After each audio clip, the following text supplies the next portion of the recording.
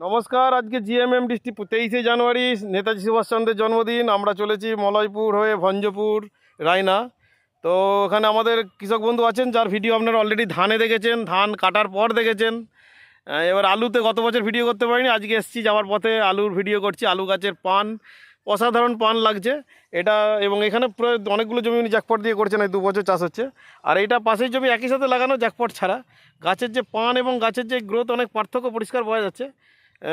যদিও ওরা রাসায়নিক সার বেশি আছে, কারণ কালারটাই বলে দিচ্ছে রাসায়নিক সার বেশি আছে।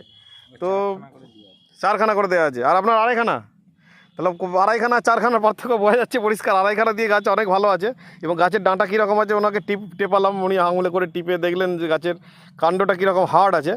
তো সরাসরি আমরা কৃষক বন্ধুর কাছে চলে যাচ্ছি। তো আপনার নাম? রবীন্দ্রনাথ মুখার্জি। আপনি কতদিন জ্যাকপট দিয়ে চাষ করছেন? হ্যাঁ, 4-5 বছর হয়ে গেল আমার। 4-5 বছর। এখন আলু গাছে কী পার্থক্য দেখছেন? অনেক পার্থক্য, আমার তো জমিও পার্থক্য হয়ে গেছে অনেক, তো বলছি তো। মাটির নরম কেমন আছে? খারাপ নয়, এবার তো এমনি ওয়েদারের জন্য মাটি একটু কাঁচা ছিল। হ্যাঁ, তা সত্ত্বেও মাটির টান আছে। টান আছে। আর গাছের গ্রোথ কীরকম আছে? তো গ্রোথ ভালোই আছে। এটা কতদিনের গাছ? ওই 40 দিনের হবে। 25 তারিখে বসান, আজ কত তারিখ হলো? 9 তারিখ, তাহলে 25-40 দিন। 40 দিন হচ্ছে। তো 40 দিনের গাছ কীরকম গ্রোথ কীরকম লাগছে আপনার? না, 35 দিন হচ্ছে। তাই বলুন, 35 দিন হবে। 1 মাস। হ্যাঁ, ওখানে 25 আর এখানে 10 নাকি 10 অঘ্রান পৌষ মাঘ 39 দিন হচ্ছে। তা 39 দিন গাছের গ্রোথ কীরকম আছে? আর গাছের কাণ্ড কীরকম নরম দেখলেন? শক্ত, নরম নয়। আর এইটা কেমন দেখলেন যেটা রাসায়নিক দেওয়া আছে 4 বস্তা? নরম আছে। তো গাছের কাণ্ড, এবারে একটু ওয়েদারটা চেঞ্জ হচ্ছে অলরেডি। দেখুন আজকে গরম লাগছে আমাদেরকে, খালি গায়ে বেরিয়ে পড়েছি আমরা, মানে যে আমাদের গেঞ্জি পরে ফেলেছি জ্যাকেট ছেড়ে দিয়ে। কাশীনাথ এখন আমাদের জ্যাকেট পরে আছেন।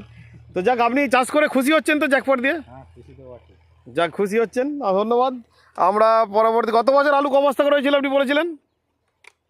গত বছরও আমার তো পৌষ মাসের 5 তারিখে বসেও তো 5খানা করেই প্রায় আলু হয়ে গেলো। 4.5খানা 5খানা করে 5খানা করে আলু হয়েছিল পৌষ মাসের 5-6 তারিখে বসিয়েছিল। এই বছর যদি এরকম ওয়েদার সাথ দেয় তাহলে মোটামুটি আলু 5-6-এর কাছাকাছি ঠিকই যাবে বলে মনে হচ্ছে, আমাদের কাছে যা রিপোর্ট আসছে। তো এবং গাছের যা সে চাষি হাত মারা হবে, ফলন বেশি হলে আমরা তো বাড়ি বলি কোয়ালিটি ফলন তৈরি করুন, বেশি ফলন ফলিয়ে লাভ নেই। যাক, ধন্যবাদ। আজকে আমরা এখন বেরিয়ে যাবো, তাড়াহুড়ো আছে। সরাসরি যেখানে পর দামিন্না যাব, দামিন্না হয়ে কোথায় গোতান দামিন্না হয়ে ভঞ্জপুর রায়না চলে যাব। ধন্যবাদ।